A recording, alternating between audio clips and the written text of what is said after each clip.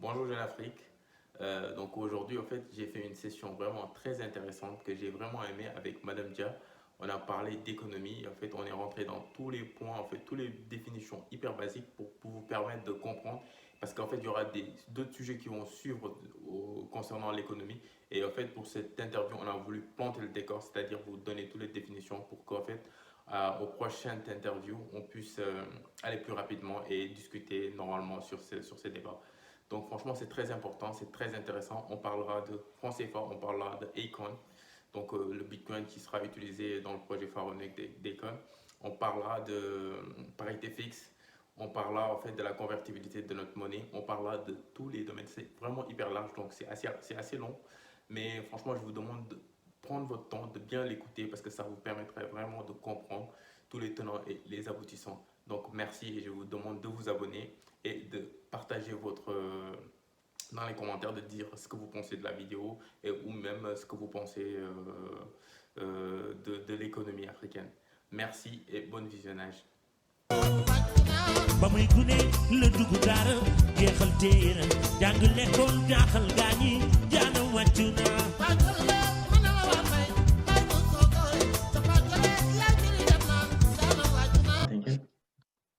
Bonjour Madame Dia. Bonjour Monsieur Diallo. Nous vous recevons pour une chaîne qui s'appelle African Economy Matters, donc l'économie africaine compte.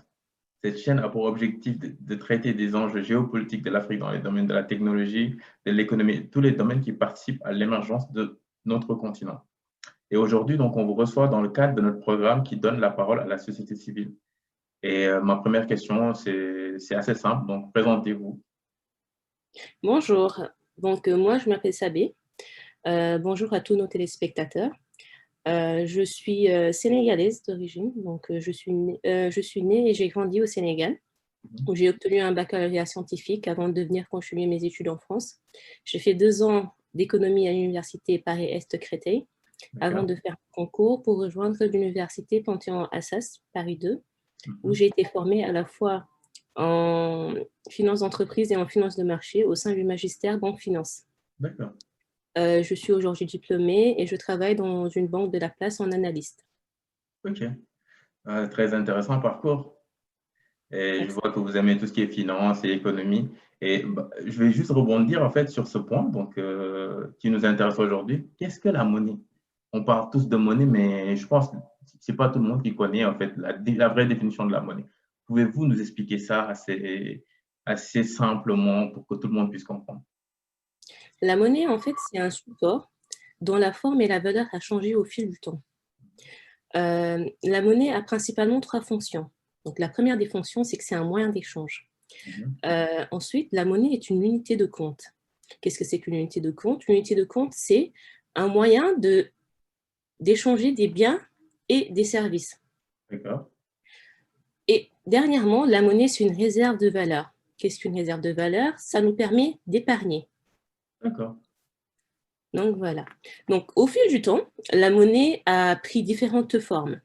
Au départ, on avait de la monnaie marchandise avec le système des trocs.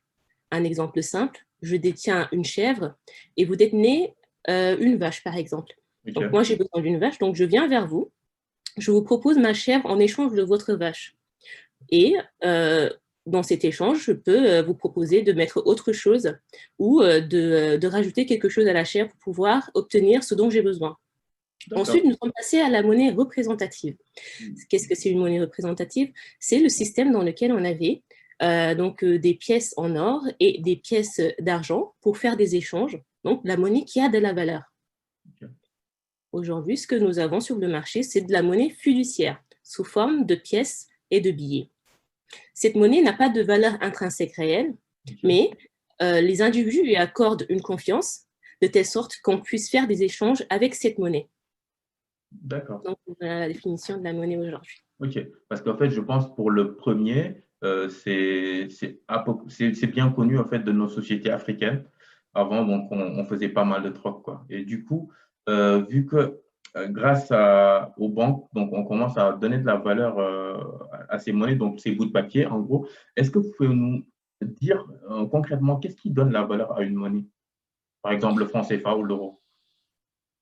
La valeur de la monnaie, en général, c'est la confiance que la population accorde à cette monnaie. Donc, c'est la confiance que la population accorde principalement à la Banque centrale dans sa capacité de pouvoir maintenir la stabilité de cette monnaie sur la durée. D'accord. Aujourd'hui, nous avons de nouvelles monnaies qui naissent, au-delà de la monnaie fiduciaire qu'on vient d'expliquer, sont des monnaies électroniques, donc qui nous permettent de faire des paiements sur Internet ou d'utiliser des supports comme Orange Money. Ok. Nous avons également des monnaies virtuelles qui sont nées, comme le Bitcoin, qui ne sont pas juridiquement considérées comme des monnaies, mais qui sont aujourd'hui utilisées et dont la valeur dépend de la confiance également que les gens ont en sa valeur et peut être utilisée dans des échanges. Ok. Je vais juste poser une petite question parce que récemment, on a vu un projet pharaonique piloté par Akon, donc le rappeur américain et aussi d'origine sénégalaise. Et en fait, qui va, dans sa cité, utiliser les monnaies comme le Acorn, donc qui est à peu près l'équivalent du Bitcoin. Et comment, en fait, juste une question, comment ça peut impacter notre économie, ce genre de monnaie qui est utilisée dans une cité qui se trouve au Sénégal? Cette monnaie peut avoir différents impacts sur l'économie. Après, il faut faire très attention avec ces monnaies parce qu'on ne sait pas, comme elles ne sont pas encadrées juridiquement, elles peuvent être l'objet de mauvaise utilisation, donc être utilisées dans des cadres qui ne sont pas réglementés, dans un cadre qui n'est pas forcément donc dans les normes. Donc, voilà. Donc, du coup, après, ce sont des monnaies qui peuvent ouvrir de nouvelles portes également, des moyens d'échange.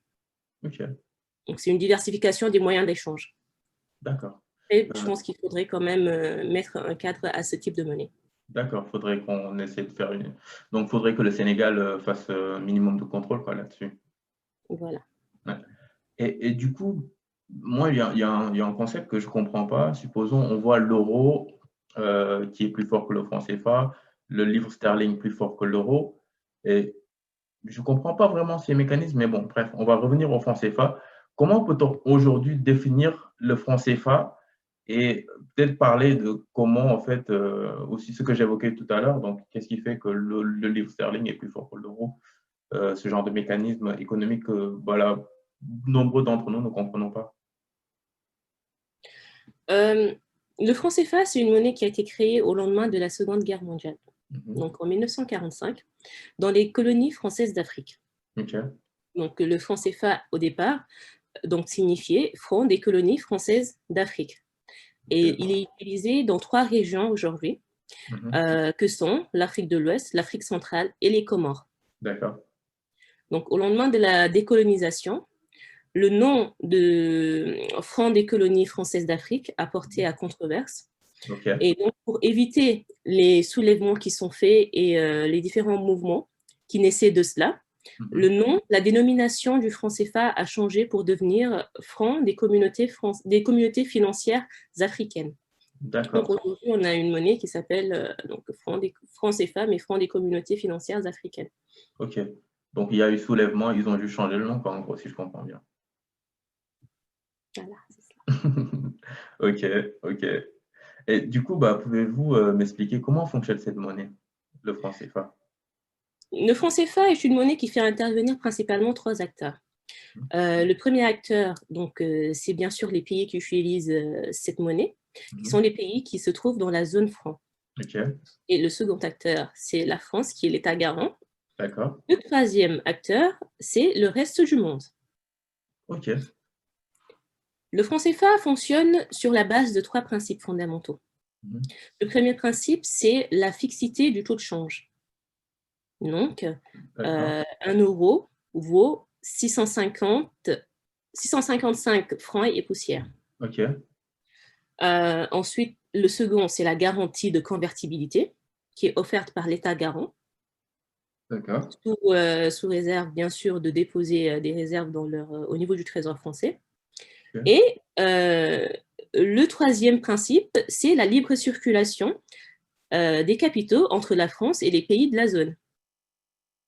Puis la libre transférabilité à l'intérieur de la zone, bien sûr. Au-delà de cela, donc un point important à soulever, pour donc, que toutes ces garanties soient effectives, l'État garant dispose d'un droit de veto qui est inscrit donc dans les articles, Mhm. dans les règlements des Ok, différentes banques centrales, d'accord. donc qui offrent à l'État garant un droit de veto sur toutes les décisions qui peuvent être prises sur la monnaie. Ok, c'est assez intéressant et je pense qu'il y a pas mal de termes techniques que nous, qui ne faisons pas d'économie, ne comprenons pas. Mais je vais revenir sur certains. Donc, la convertibilité, la garantie de convertibilité, j'aimerais bien qu'on éclaire ce point. Et qu'est-ce que la France y gagne, l'euro et aussi les pays qui sont dans la zone franc, quoi, en gros. La garantie de convertibilité, c'est une garantie qui est offerte par le Trésor français, D'accord? mais cela a une contrepartie. Donc, la contrepartie de cette garantie, c'est que les États Mhm. doivent déposer au moins 50% de leurs réserves au niveau du Trésor français. Comment est-ce Ok. que cela se matérialise? Je vais prendre un exemple. Un Sénégalais, par exemple, qui vend du matériel ou de la marchandise à un Canadien. Mhm. Donc, le Sénégalais dispose de francs CFA et le Canadien dispose de dollars canadiens. Ok. D'accord. Donc, dans ce cadre-là, le Sénégalais va livrer sa marchandise. Ok. Une fois qu'il a livré sa marchandise, le Canadien va payer la marchandise, supposons que cette marchandise vaut 1 million de Mhm. dollars canadiens. D'accord. Le Canadien va créditer normalement le compte de, du vendeur de 1 million de dollars Ok. canadiens. Mhm. Mais cela ne se passe pas comme ça. Ce qui va se passer, donc pour être court et ne pas passer par tous les intermédiaires, Mhm. c'est que la Banque centrale, donc la Banque centrale, la BCEAO, Mhm. la Banque centrale de l'Afrique de l'Ouest, D'accord. va recevoir ces US dollars, ces dollars canadiens, et va créditer l'équivalent d'1 million de dollars canadiens en francs Mhm. CFA dans le compte du vendeur. Donc, le vendeur, il reçoit son argent. D'accord. Cependant, sur les devises qui ont été reçues par la Banque centrale, au moins la moitié doit être déposée au niveau du Trésor français Mhm. et l'autre moitié sera gardée par la Banque centrale. Et cet argent-là, ce qu'ils feront de cet argent, ils peuvent utiliser cet argent pour faire des placements. Ils peuvent également l'utiliser pour financer des projets à court terme au niveau Ok. des économies locales, Mhm. ou utiliser ou l'investir dans plusieurs sortes de supports. Et Ok. donc, indirectement, investir cet argent dans les économies locales. Ok. Les 50% restants, déposés au niveau du Trésor français, peuvent être utilisés par le Trésor français de Mhm. leur côté.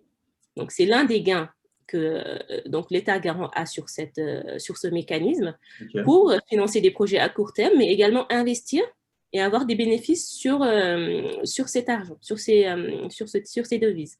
Ok. Donc, du coup, si je comprends bien, on perd 50% de ce que nous produisons, quoi. En quelque sorte, parce que ces 50% auraient pu être utilisés par les pays, par les économies locales. Et est-ce qu'on peut savoir à peu près à quel moment, nous, on peut utiliser ces 50% qui sont dans les fonds déposés en Europe? Euh, Cela est assez nébuleux. Pour ma Mhm. part, je n'ai pas l'information correcte, Ok. donc je préfère ne pas m'avancer dessus. Euh, mais d'après mes recherches, je n'ai pas pu savoir quelle somme est-ce qu'on a au niveau des comptes, des comptes. Ok. Donc les comptes d'opération, j'en ai pas parlé, je suis désolée, je Mhm. vais revenir dessus. Donc cet Ok. argent, ces devises sont déposées au niveau de comptes d'opération. Ce sont des comptes que les différentes banques centrales Mhm. ont au niveau du Trésor français. D'accord. Et c'est sur ces comptes-là qu'on dépose les 50% restants. Ok. Et donc, pour en revenir à l'utilisation ou au contenu de ces comptes, Mhm. aujourd'hui, je n'ai pas été en mesure de trouver donc le montant dont ces États disposent dans ces comptes. Ok. Ouais, j'imagine que ça doit être un peu secret. Donc, du coup, voilà, on va essayer de peut-être, si on peut avoir des gens qui travaillent directement dans la banque, ça pourrait peut-être nous aider, quoi. Et du coup, je vais poser une petite question. Qu'est-ce que la parité fixe? Qu'est-ce que ça implique? Une parité fixe, c'est un arrimage d'une monnaie sur une autre. donc c'est-à-dire dans notre cas, le franc CFA qui est fixé à l'euro. Ok, Cela est en quelque sorte un abandon de souveraineté. d'accord. Cet arrimage a des avantages, par contre. Donc, les avantages d'un arrimage, c'est que cela permet de mieux maîtriser la volatilité de la monnaie, Mhm. mais également de bénéficier de la crédibilité de la monnaie d'ancrage, donc dans notre cas l'euro, Ok, mais aussi de la crédibilité de la banque centrale de cette monnaie, donc ici la BCE. Donc, le ok. franc CFA bénéficie de la crédibilité de la BCE Mhm. lorsqu'il est utilisé. D'autre part, il y a des inconvénients à cela. Mhm. Lesquels? Lorsqu'on a une parité fixe, les banques centrales locales doivent défendre cette parité. Et pour défendre cette parité, comme on l'a dit tout à l'heure, il faut qu'ils aient des réserves de change internationales assez conséquentes au niveau Ok. des comptes d'opération. Mhm. C'est D'accord. un inconvénient qu'on a soulevé tout à l'heure. On a aussi d'autres inconvénients. Mhm. Euh, le fait d'arrimer le franc CFA à l'euro, d'après une étude qui a été faite par Coder en 2010, montre que le franc CFA tend à être surévalué lorsque l'euro est fort. D'accord. Ce qui fait que, donc une monnaie forte, ce qu'elle fait dans l'économie, c'est que c'est comme une taxation des exportations. D'accord. Et cela va de soi que c'est assez compliqué pour des économies, pour les économies qui sont dans la zone franc, qui ont comme revenu principal les exportations de matières premières, Mhm. de taxer leurs exportations. Ok. La taxation des exportations, comment est-ce que ça se matérialise? Ça se matérialise par le fait que le prix des biens nationaux Mhm. devient supérieur, donc devient très élevé par rapport à ceux des biens étrangers. Ok. C'est aussi ce qui explique que les locaux ont tendance à consommer des produits étrangers et non pas les produits locaux. Les produits Ok. étrangers semblent donc beaucoup moins chers que les produits locaux. Ok. Et c'est aussi cet état de fait, c'est comme cela montre que le franc CFA n'est pas forcément Mhm. adapté aux économies locales. Parce Je que suis. Ouais. utiliser une monnaie qui donne l'impression aux populations locales de payer beaucoup plus cher lorsqu'ils consomment localement, Mhm. euh, je ne pense pas que ce soit forcément une bonne solution économique. Je suis d'avis avec toi parce que je pense que le plus important, c'est d'essayer de développer l'agriculture ou d'essayer de développer la recherche dans le domaine aussi de la tech, comme l'intitulé de cette présentation de notre page. Et donc, du coup, en fait, est-ce que créer une monnaie, même si en fait la monnaie n'est pas forte, et essayer de développer l'agriculture, l'élevage, et essayer de pousser les gens à consommer local, ou bien essayer de faire des échanges entre États africains, comme par exemple le Sénégal et la Côte d'Ivoire, est-ce que ça, ce ne serait pas une issue de sortie pour nos pays? Cela va de soi parce que cela permettrait d'avoir un tissu économique assez solide. Mhm. Euh, Quel que soit Alpha, pour sortir du franc CFA, si telle est la solution qui est optée par les pays, Mhm. il faudra veiller à avoir quand même un tissu économique assez solide pour pouvoir échanger avec les pays voisins Ok. pour que tout le monde puisse s'en sortir et que tout le monde puisse être gagnant. Ok. Donc, du coup, moi, je vais revenir sur un point parce que pour la plupart, par exemple, juste en observant, si j'observe ce qui se passe en Afrique ou dans certains pays, je n'ai pas vraiment besoin d'avoir fait des cours d'économie pour comprendre que ce système, en fait, n'est pas en faveur de nos États, ou bien peut-être c'est parce que nous, on ne travaille pas assez pour se développer. Et quel est le rôle de nos banques dans tout ça, les banques centrales? Pour comprendre le rôle des banques centrales, il faut d'abord savoir qu'est-ce qu'une banque centrale normale fait. Ok, Pour commencer, une banque centrale, c'est la banque des banques commerciales. Une banque d'accord. commerciale, c'est les banques qu'on a aujourd'hui, comme le Crédit Mutuel, la Société Générale, où nous déposons notre argent, où nous pouvons avoir des cartes bancaires, etc. Mhm. La banque centrale, c'est la banque qui est chargée de définir la politique monétaire. Donc, de définir la politique monétaire et de la conduire. En quoi faisant? Aujourd'hui, c'est le rôle de la Banque centrale d'émettre de la monnaie fiduciaire, donc les pièces et les billets, et de surveiller la capacité des banques commerciales à pouvoir transformer cette monnaie fiduciaire en monnaie scripturale. Qu'est-ce qu'une monnaie scripturale? Une monnaie scripturale, c'est tout ce qui est dépôt, sans délai, chèque, virement, etc. Et donc, après cela, la Banque centrale doit également veiller à ce que le système de paiement soit effectif. C'est-à-dire qu'aujourd'hui, lorsque quelqu'un a besoin de retirer son argent de la banque, qu'il puisse avoir les billets et les pièces nécessaires pour pouvoir le faire. Et dernièrement, la Banque centrale doit assurer la solidité du système bancaire. C'est-à-dire? En quoi faisant? En étant le prêteur en dernier ressort. Si aujourd'hui, il y a un problème, il y a une crise ou un manque de liquidité au niveau des banques commerciales, c'est à la Banque centrale d'injecter de la liquidité. D'accord. Pour éviter la contagion de cette crise. Ok. Voilà.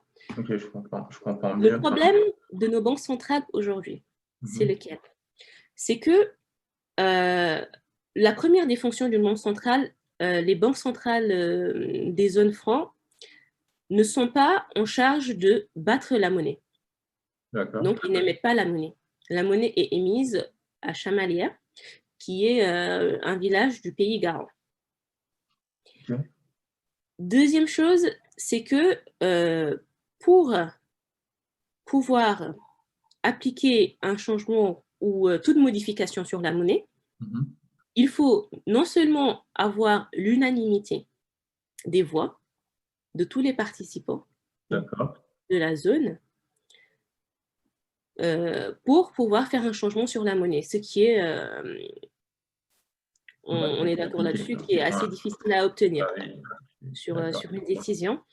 Et dernièrement, l'État garant a également un droit de veto sur toutes les décisions qui sont prises. Et depuis le passage du franc français à l'euro, la zone euro, donc l'Europe a également son mot à dire, la zone euro a également son mot à dire sur tous les changements qui peuvent affecter le franc CFA, car le franc CFA est aujourd'hui arrimé à l'euro. D'accord. Ok. Donc, voilà, la Banque centrale a par conséquent très peu de marge de manœuvre sur cette monnaie. Ok. C'est ce qui explique pas mal de nos interrogations. Et du coup, en fait, j'avais lu que en fait, les banques centrales, donc sur leur feuille de route, en fait, ils voulaient que nous, les pays africains, donc du coup, les banques centrales des pays africains, essaient de maintenir un taux d'inflation de 2%. Et avant de rentrer dans ça, pouvez-vous déjà nous expliquer c'est quoi une inflation?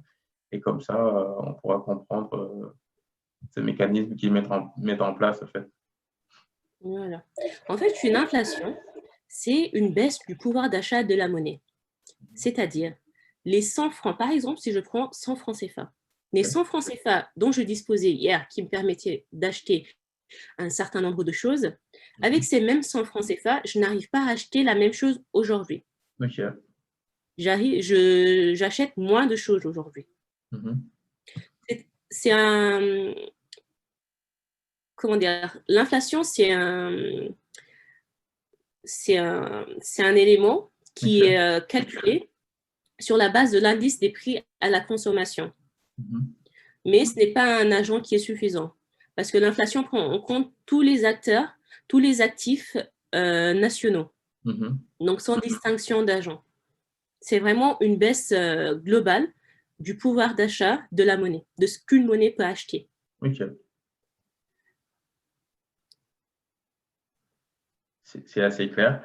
Et du coup, donc, ces contrôles que vous avez cités, ne sont-ils pas, c'est pas ça qui met en cause qu'on n'a pas assez de financement de nos banques centrales ou de nos banques commerciales qui pourraient peut-être permettre aux éleveurs d'avoir plus de fonds pour développer leurs activités et aussi nous, aussi côté recherche, essayer d'investir là-dessus. C'est pas ces mécanismes qui nous bloquent un peu? Ces objectifs de 2% de la banque centrale, des banques centrales locales, veut dire que donc, les banques centrales ont pour objectif de rester entre 0 et 2% d'inflation. Cela montre que les politiques monétaires sont ancrées sur l'inflation. Donc, ça veut dire qu'ils gèrent leur politique monétaire en fonction de l'inflation. Pourquoi? Parce qu'ils ont un désir de défendre le taux de change fixe qui est pris aux dépens parfois de la réalité économique. Le paradoxe dans tout cela, c'est que cela miroite une victoire. Donc, on a un taux d'inflation qui est assez faible par rapport à certains pays voisins, qui, eux, ont leur propre monnaie, ont des taux d'inflation parfois qui explosent à 2 chiffres.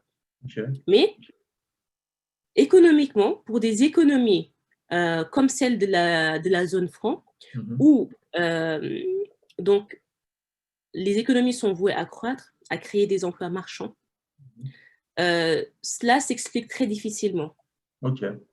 Et c'est comme un poison, en fait, pour l'économie, d'avoir un taux d'inflation aussi faible. Ça fait que, donc, ancrer la politique monétaire sur une politique d'inflation, pour un désir de maintenir une parité fixe, ça entraîne une accumulation de réserves. Cette accumulation de réserves freine drastiquement les crédits qui sont offerts à l'économie. Donc, vous avez raison, cela freine les crédits qui sont offerts à l'économie. Aujourd'hui, quand on regarde, les populations qui sont assez pauvres sont obligées d'emprunter à des taux à 2 chiffres, ce qui est extrêmement élevé pour un crédit. Et ce qui freine, donc, dans ce cas-là, vraiment l'octroi de crédit et les demandes de crédit dans la zone. Et donc, par conséquent, le développement, etc. Tout ce qui peut être fait avec ces crédits. Franchement, c'est vraiment des conséquences assez désastreuses pour nos économies. Et du coup, j'avais une autre remarque parce que pendant la crise Covid, j'ai vu que la plupart des pays, par exemple des banques centrales comme la BCE ou les banques américaines, ont soutenu massivement leur économie. Et pourquoi on n'arrive pas à voir ça en Afrique? Pourquoi on n'arrive pas à voir cela en Afrique? C'est, comment dire? Comme je l'ai expliqué plus tôt, les banques centrales ont très peu de marge de manœuvre.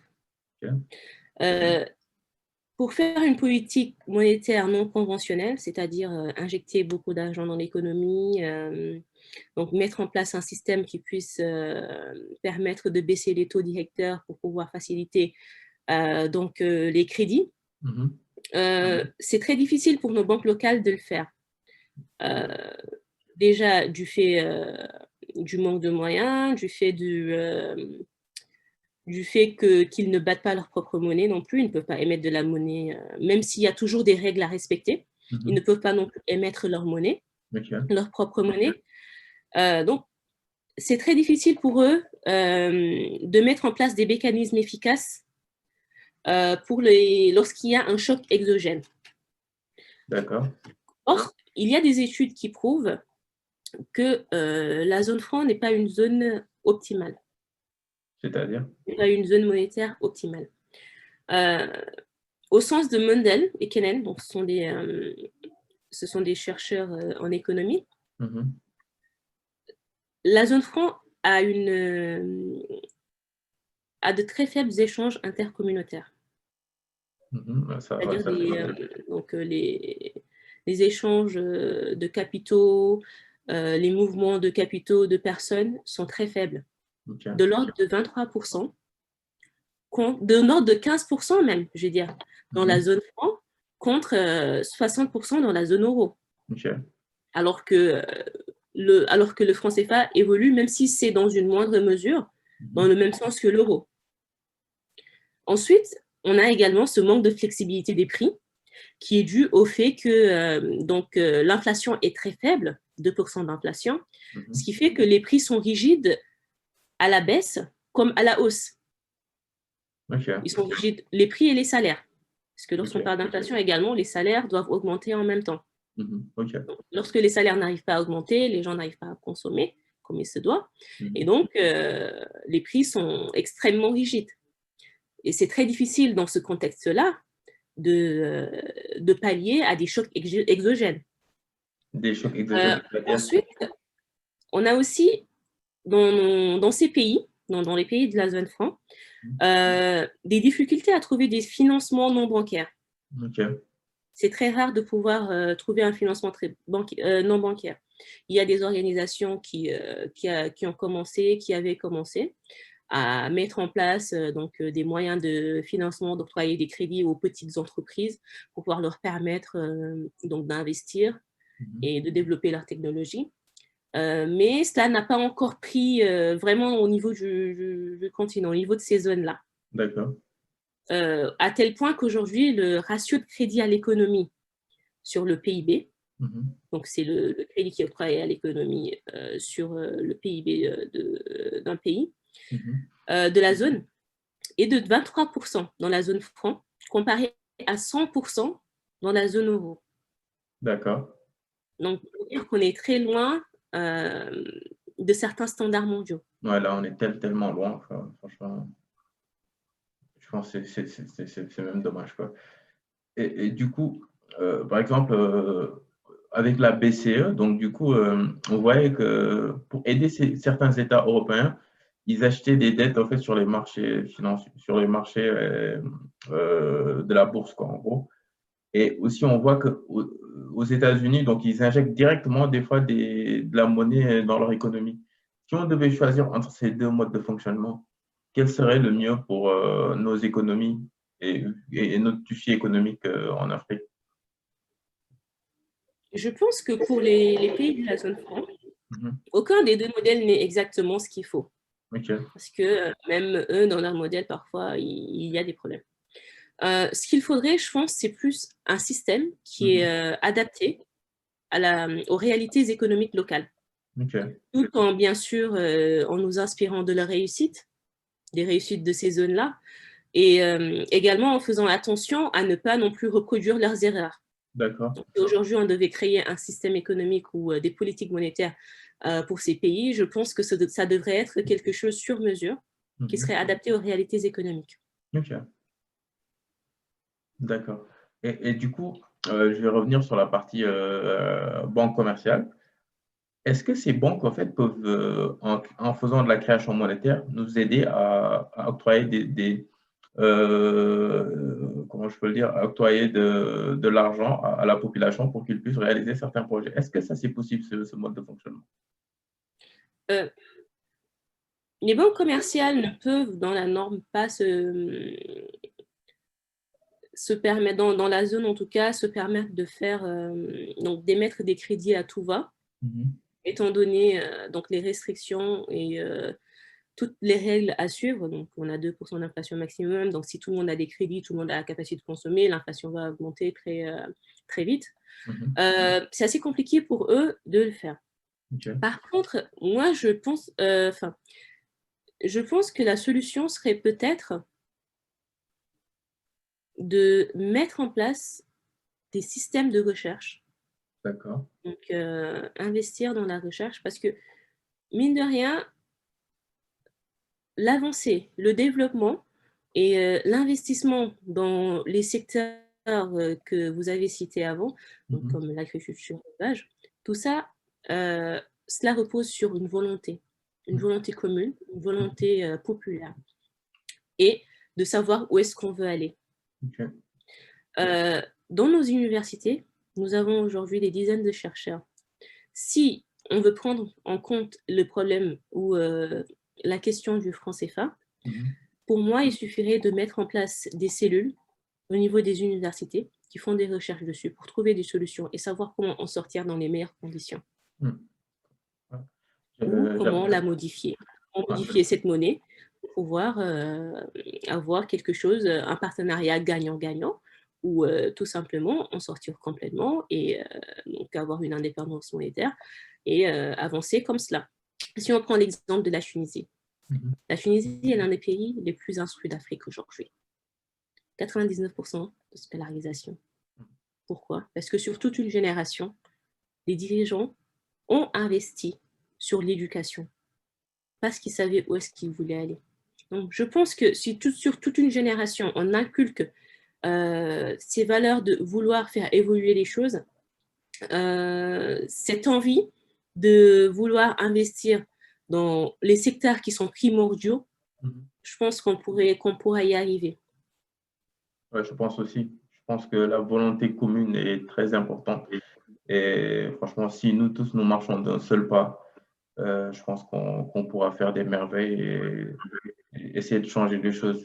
Même si ce n'est pas sur 2 ou 3 ans, mais sur une génération, peut-être nos petits-enfants ou nos fils en profiteront, quoi. C'est cela. Bon, après, il faut toujours commencer quelque part, parce que C'est ça. si on commence pas, on ne termine pas. On n'y arrive pas. Et il ne faut pas non plus se presser. Il faut savoir où est-ce qu'on va et y aller, mais sûrement. C'est ça. Y aller sûrement, avoir de la volonté et savoir que ça ne se fait pas du jour au lendemain. Parfois, c'est sur 1 ou 2 générations qu'on arrive à vraiment mettre en place un système solide. C'est ça, doucement mais sûrement. En fait, on en avait discuté, vous m'avez parlé que pour l'éco, en fait, ils ont voulu mettre ça en place en 1 an, alors que même pour l'euro, en fait, ça a pris 5 ans en fait, pour le designer, tous les process qui vont tourner autour de l'euro. C'est vrai, c'est assez compliqué de changer de monnaie. Vouloir changer une monnaie en 6 mois, j'ai trouvé ça assez court. J'ai d'ailleurs fait un écrit dessus pour expliquer un peu les contours de cela.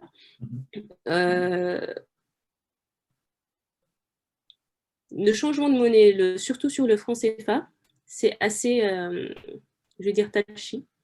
Parce que changer cette monnaie en 6 mois, alors que juste pour avoir une décision unanime, on peut prendre des années, je trouve ça assez... ça a été d'ailleurs très controversé sur la toile. C'est sûr. Donc, c'est à revoir. Okay. Et du coup, une question en roue libre. Économiquement parlant, pour toi, quelle serait la meilleure solution pour l'Afrique? Voilà, l'Afrique, tout simplement. Économiquement parlant, il y a beaucoup de solutions. Si c'est une solution économique, je pense qu'on devrait quand même commencer par mettre en place, comme je l'ai dit tout à l'heure, un tissu économique solide, parce qu'on a plusieurs pays qui ont beaucoup de richesses. On pourrait mettre en place des échanges beaucoup plus fluides. Donc, certains pays puissent vendre ce qu'ils produisent à l'intérieur des zones. On n'est pas contre la mondialisation, loin de là. Mais que les pays puissent profiter des avantages du continent, que chaque pays puisse faire profiter à ses voisins ce qu'il a de bien chez lui pour pouvoir créer un tissu économique assez solide. Et c'est grâce à cela, je pense, et grâce à une solidarité et à une union de ces différents pays qu'on peut arriver à peser dans le jeu pour pouvoir négocier des partenariats gagnant-gagnant, pouvoir avancer. Après, si on repart dans le cadre de la monnaie, il y a plusieurs voies de sortie. Comme quoi, on peut d'abord commencer peut-être par unifier les 2 zones francs CFA, parce que lorsqu'on parle de la libre transférabilité, de la libre convertibilité, en réalité, le franc CFA n'est convertible qu'en euros. Parce que le franc CFA de l'Afrique centrale et le franc CFA de l'Afrique de l'Ouest ne sont pas convertibles entre elles. Pour les convertir, il faut d'abord convertir l'une en euros et la reconvertir. C'est aussi un avantage que l'État garant a parce que ça lui fait du volume d'échange sur sa monnaie. Donc sur les marchés, ce qui fait qu'elle pèse beaucoup plus. Une fois que ces 2 zones sont unifiées et fluidifiées, donc les échanges de capitaux, ce qu'on pourrait faire aussi, c'est peut-être modifier le fonctionnement de la monnaie. En quoi faisant? Peut-être en mettant en place une monnaie qui serait fixée, non pas donc il faut aussi être réaliste, parce que nos pays aujourd'hui, un certain nombre de pays qui sont instables. On pourrait fixer la monnaie non pas sur une seule monnaie, la monnaie qui serait créée unique sur ces 2 zones, pas sur une seule monnaie, mais peut-être sur un panier de devises. D'accord. Et de quelle devise est-ce que serait composé ce panier de devises? Pourquoi pas des devises des pays avec lesquels on a le plus d'échanges? Ouais, ça, Il y c'est a des pays intéressant. qui l'ont fait et qui y sont arrivés. Ou tout simplement décider de sortir carrément de cette monnaie et de créer une nouvelle monnaie ex nihilo que les deux zones pourront utiliser et qui pourront également internationaliser. Ok. Parce que je pense que cela nécessite des études beaucoup plus poussées. Comme je l'ai dit, on peut faire de la recherche dessus pour voir quelles sont les voies de sortie, comment est-ce que mieux sortir, comment sortir en restant dans la mondialisation, comment sortir en y gagnant, mais en ne faisant pas non plus perdre beaucoup aux autres. C'est ça. Donc voilà. Bah, nous, tout ce qu'on demande, c'est de gagner à même égalité que les autres, quoi. C'est-à-dire ne pas perdre alors que nous avons les ressources, quoi. Donc, ce que Un nos zones partenariat demandent, gagnant-gagnant. c'est ça, gagnant-gagnant, en win-win, comme on le dit, quoi. C'est tout juste ce que nous voulons. Et en mot de la fin, ce serait quoi? Un mot de la fin, c'est juste peut-être rappeler que nos pays sont des pays qui sont en pleine croissance. L'Afrique est le seul continent aujourd'hui qui a une croissance à 2 chiffres. Qu'il faudrait peut-être revoir les objectifs d'inflation pour pouvoir laisser l'économie respirer. C'est un continent qui a de sérieux déficits infrastructurels. Donc on a très peu d'infrastructures.